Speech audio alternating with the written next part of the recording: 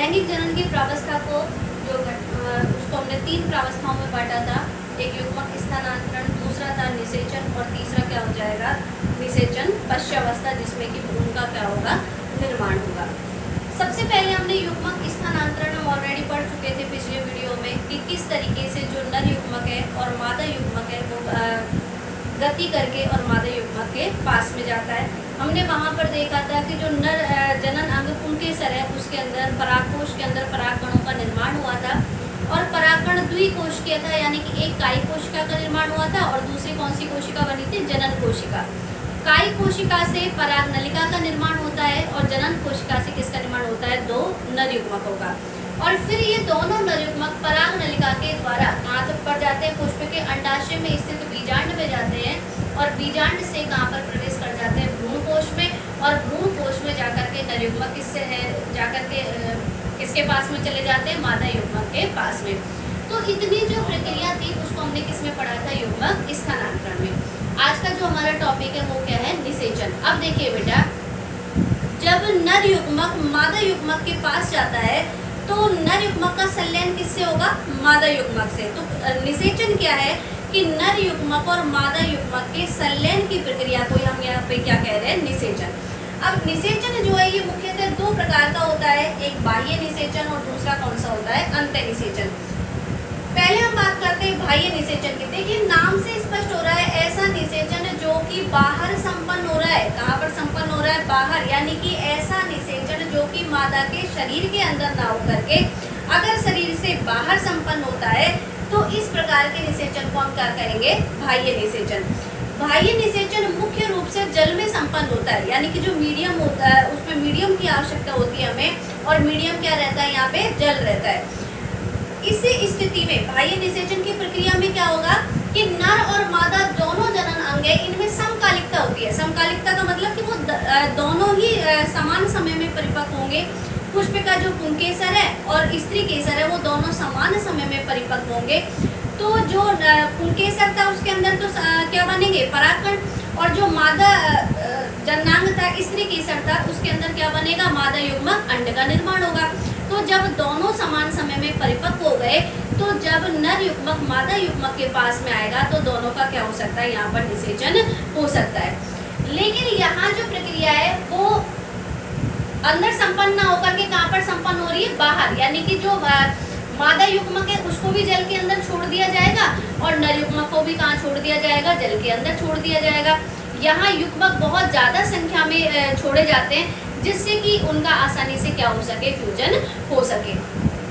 तो मुख्य रूप से बाह्य निषेचन की प्रक्रिया कहाँ पर संपन्न हो रही है, जल में संपन्न होती है। अब हम अगर इसके एग्जाम्पल देखें तो जैसे अस्थिल मछलियाँ हैं, मेंढक है, शैवाल है, इन सब के अंदर कहाँ पर संपन्न होता है, जल में संपन्न होता है। लेकिन यहाँ अपवाद है और सबसे ज़्यादा इसी पर ही क्वेश्चन पूछा जाता है कि केंचुए में बाह्य निषेचन की प्रक्रिया कहाँ संपन्न होती है, क्योंकि हम नॉर्मली यही पढ़ते हैं कि भाई बाह्य निषेचन की प्रक्रिया कहाँ संपन्न हो रही है, जल में संपन्न होती है। लेकिन केंचुए में बाह्य निषेचन की प्रक्रिया कहाँ पर संपन्न होती है, थल पर संपन्न होती है। कहाँ पर संपन्न होती है, थल पे। तो ये आपको याद रखना कि केंचुए में निषेचन की प्रक्रिया कहाँ संपन्न हो रही है, थल में। नॉर्मल में और अगर कोई भी आता है तो आँख बंद करके और आपका जल क्या हो जाता है, करेक्ट हो जाता है।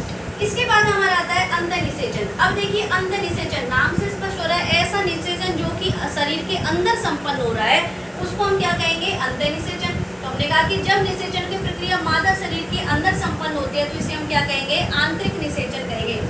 इस स्थिति में क्या होता है कि नर युग्मकों को नर के द्वारा कहाँ पर छोड़ा जाता है, मादा के शरीर में छोड़ा जाता है और वहाँ जाकर के दोनों युग्मकों का क्या होता है, फ्यूजन होता है और फ्यूजन होने के बाद में युग्मनज का क्या होता है, निर्माण होता है। लेकिन यहाँ पे अगर हम पादपों की बात करें तो पादपों में हमने देखा था कि नर युग्मक है वो पराग नलिका के द्वारा कहाँ पर जाते हैं, मादा युग्मक के पास जाते हैं। एग्जाम्पल अगर हम देखें तो जैसे सरीसृप है, पक्षी है, उच्च जितने भी प्राणी है उन सब में कौन सा निषेचन पाया जा रहा है, अंतः निषेचन। जैसे सरीसृप, पक्षी, स्तनधारी, अधिकतर पादप। अब हमने यहाँ पे अधिकतर पादप वर्ड क्यों यूज किया है, भाई शैवाल भी तो पादप है, शैवालों के अंदर क्या पाया जाता है, पर्णहरित है, और पर्णहरित उपस्थित होने के कारण हमने शैवालों को कहाँ पे रखा था, प्लांटी वर्ग में रखा था, पादप जगत में रखा था। लेकिन शैवालों में क्या हो रहा है, यहाँ पे बाह्य निषेचन हो रहा है। तो इसलिए हम अधिकतर पादप हैं तो या किसको ले रहे हैं, जैसे ब्रायोफाइट्स है, टेरिडोफाइट्स है, जिम्नोस्पर्म है, एंजियोस्पर्म है, इनके अंदर कौन सा निषेचन पाया जाता है, अंतर निषेचन पाया जाता है। तो यहाँ हमने जो निषेचन की प्रक्रिया थी उसका क्या किया है, अध्ययन किया है। नेक्स्ट देखिए जो लैंगिक जनन की थर्ड प्रावस्था है वो क्या है कि निषेचन पश्च घटना, जिसमें किसका निर्माण होगा, युग्मनज का। अब युग्मनज में क्या होगा कि जब निषेचन की प्रक्रिया में हमने देखा कि भाई नर और मादा युग्मक दोनों एक दूसरे के समीप आ जाते हैं, या तो वो बाह्य निषेचन की प्रक्रिया में या तो माध्यम में जल या थल पर आए, या फिर आंतरिक निषेचन में जो नर युग्मक है उनको कहाँ पर छोड़ा जाता है, मादा शरीर के अंदर छोड़ दिया जाता है। तो नर और मादा युग्मकों के संलयन की प्रक्रिया, यानी कि जो नर और मादा युग्मक है दोनों का क्या होगा, संलयन होगा, और संलयन के फलस्वरूप द्विगुणित युग्मनज का क्या होगा, निर्माण होगा। क्योंकि हमने आपको पहले ही बता चुके हैं कि हमारे शरीर की प्रत्येक कोशिका कैसी होती है, द्विगुणित होती है। केवल युग्मनज ही युग्मक ही एक ऐसी कोशिका होती है जो कि हमेशा कैसी होती है, अगुणित होती है, क्योंकि उनका निर्माण किसके द्वारा होता है, अर्धसूत्री विभाजन के द्वारा, जबकि शरीर की अन्य कोशिकाओं का निर्माण किसके द्वारा होता है, समसूत्री विभाजन के द्वारा। तो युग्मनज का निर्माण हुआ, और जो युग्मनज है, अब सबसे पहले माना कि ये नर युग्मक था जिसको हम लोग क्या कह रहे हैं, पुंगणु कह रहे हैं, और मादा युग्मक है उसको हम क्या कह रहे हैं, अंड कह रहे हैं। अब ये भी अगुणित है और ये भी अगुणित है, दोनों को जब संलयन होगा तो एक द्विगुणित संरचना बनेगी, और उस द्विगुणित संरचना को हम क्या कह रहे हैं, युग्मनज या जायगोट। क्या कह रहे हैं इसको, युग्मनज या जायगोट। तो हम कह सकते हैं कि भाई हमारे शरीर की प्रथम कोशिका बनी है, वो प्रथम कोशिका कौन सी बनी है, युग्मनज बनी है। जैसे हमको मकान बनाना होता है तो सबसे पहले हम एक ईंट को रखते हैं, और फिर उस बहुत सारी ईंटों को रखते हुए हम क्या कर लेते हैं, संपूर्ण मकान का क्या कर लेते हैं, निर्माण कर लेते हैं।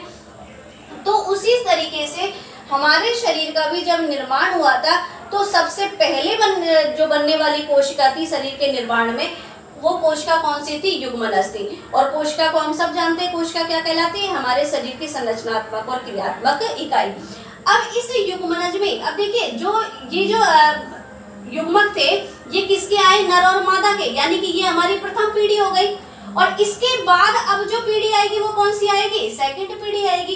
तो हम कह सकते हैं कि भाई युग्मनज है, ये दोनों पीढ़ियों को बताओ जोड़ने का काम कर रहा है, नहीं कर रहा है। तो हम कह सकते हैं कि युग्मनज जो होता है वो एक पीढ़ी से दूसरी पीढ़ी के मध्य की क्या कहलाती है, योजक कड़ी कहलाती है।